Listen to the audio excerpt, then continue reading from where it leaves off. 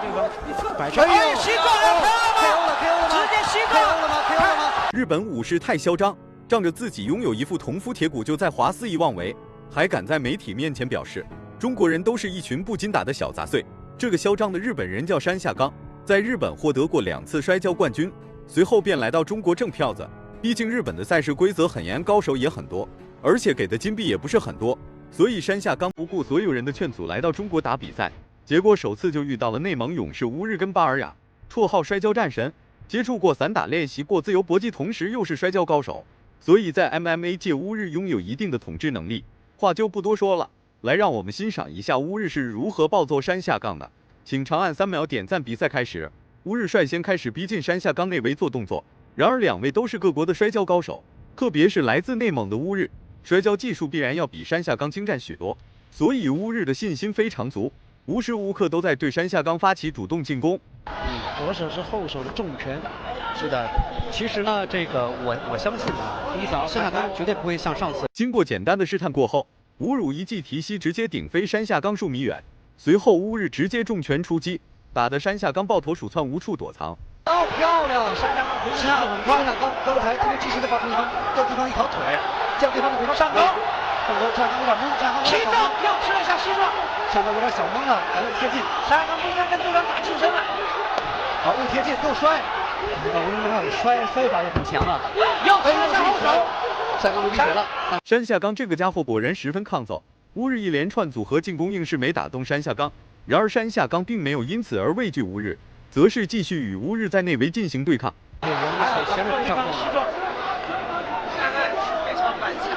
我没想到，下面我以为刚才他被 KO 了，居然还能站起来，山下刚厉害。对，那下膝撞非常重。那么现在我们看山下刚会不会改变他的策略？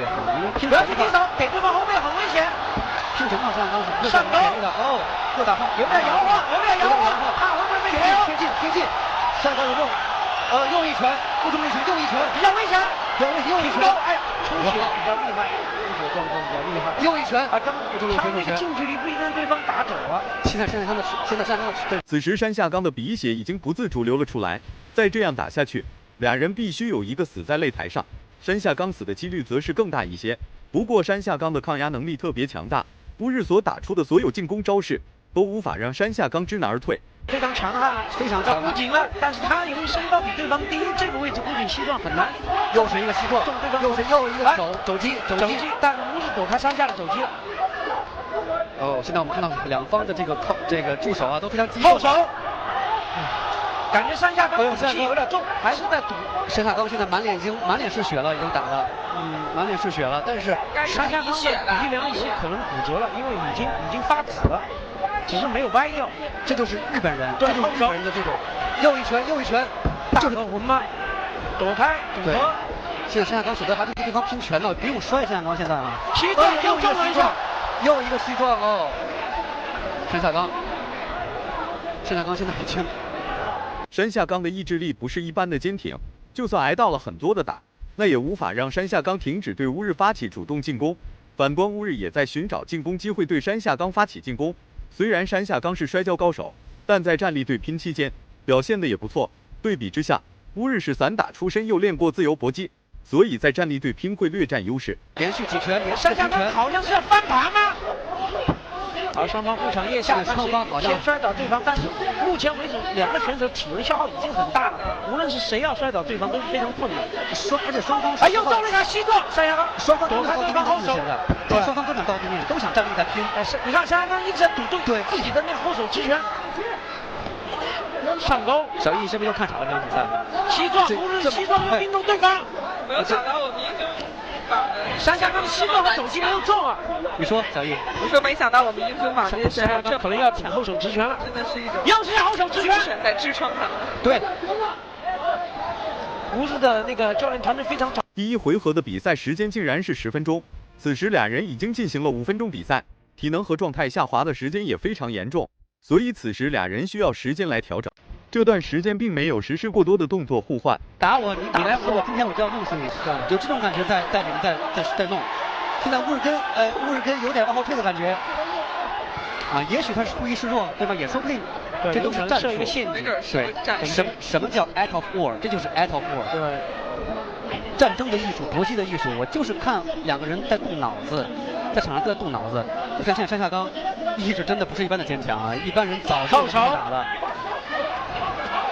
两个人拼拳，前手拳后手拳，连续的击中，但是又中了，又中了一下，但山下刚还是有迎击，但山下刚的准确性完全没有，你看，对，完全没有乌日根强。对他的准确性和杀伤力要稍逊一筹，因为毕竟刚才被对方连续膝撞中那个鼻梁，所以他的那个杀伤是很大的。现在还有3分45秒，山下刚选择了在笼边休息，但是今天乌日根也累了。裁判韦伯迪恩科尔迪恩在给他们鼓劲儿啊，让他们赶紧，不能让他们着急，非常钦佩的一种。好，第二回合开打。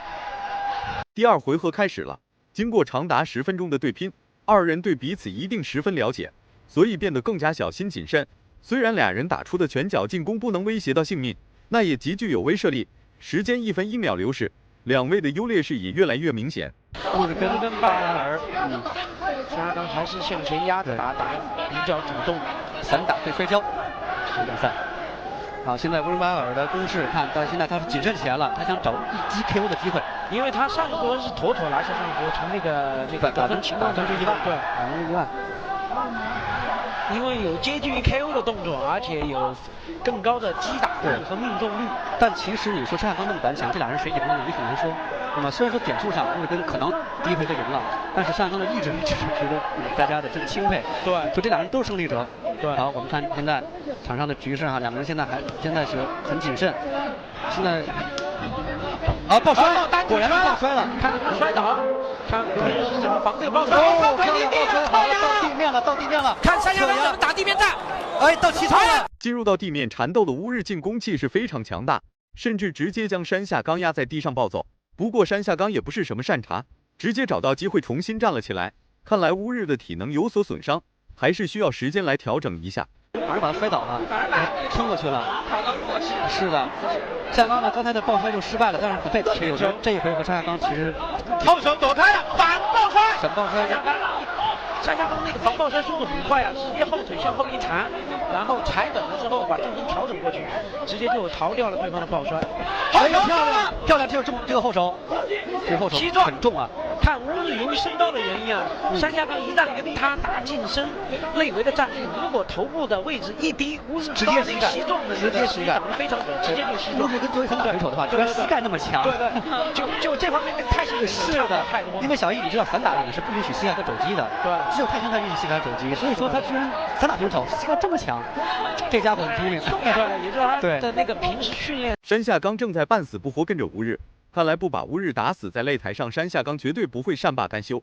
经过长时间的对拼之后，俩人再次变得冷静，占据大比分优势。乌日也没有着急，也没有放松警惕，则是继续观察山下刚的一举一动，尽量在山下刚实施动作之前，提前预判山下刚所施展的动作与招式。感觉两人这个体力啊，从还没有第一回合就完全恢复过来。好，逼到角落了，前手。现在比山下刚抢了，说，哎呀，爆摔了，哎呦，漂亮，挂腰。但山下刚其实起身了，对，或者在武道里叫扫腰的这种动作，真的漂亮，这种摔法。对，刚才是类似一个大腰加扫腰的摔法，柔道里面的摔法。但如果刚才乌日能够比较及时加对面膝加蝴蝶踢的话，应该可能就 K 了。对，有可能就 K 了，终结了。对，柔道的技术很多都很帅的，关于那个扫腰，直接把一腰啪摔过去。时间还剩下最后的2分钟。山下刚的体能就跟永动机一样用不完，无时无刻都在逼近乌日的内围做动作。反观乌日并不敢轻举妄动，毕竟自己身处大比分优势，只需稳于现状即可，并不需要做出什么幅度太大的动作与招式。刚刚由于那个身高和那个腿的原因，因为他由于身高腿和对方，我们看山下刚现在已经开始在用耗的战术了，现在他已经受不了对方的拳了，感觉有点。现在正在接近距离，就是耗对方，不让对方的膝盖和拳打他。你看山下刚，看山下刚他的眼神，你看乌日在看乌日的眼神，有膝盖了吧？哎呦，两拳连续击中。但是现在你看，山下刚面前压着打，顶到旁边。比赛还有最后的1分钟了。但实际上，其实老何呀，其实被击中多的人一定占便宜的。对，因为看谁整那些比赛。最后1分钟的时间，山下刚的进攻气焰依然没有减少，则是继续对乌日发起主动进攻。看到这一幕的乌日也是十分忌惮，15分钟的比赛直接就让乌日筋疲力尽，几乎无法与山下刚达到正常对峙。占便宜，最起码他不一定占便宜，这就是好玩的地方。你山下刚一直在往前走，一直在往前，乌日根一直在退。但你说是战术呢，还是往后退呢？这个就看你怎么判断了。他知道。是只有他知道，只有裁判知道，只有裁判有权判断他的输和赢。后手，在他后手躲开了，不是躲对方后手，还是躲得非常不错。哎呦，这场比赛一扫还有最后的12、11、10秒钟。裁判暂停比赛，要警告，应该是要警告乌日不能消极后退。